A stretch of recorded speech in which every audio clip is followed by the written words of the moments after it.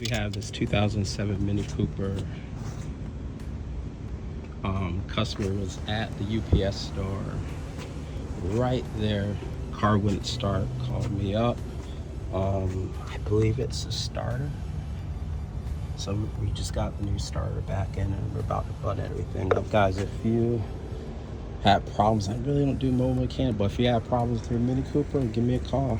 Maybe I might be able to help you out. But yeah, let me just try to get this button back up and hopefully we can get a start. And I can be like Harris Automotive and finally say another one in the books.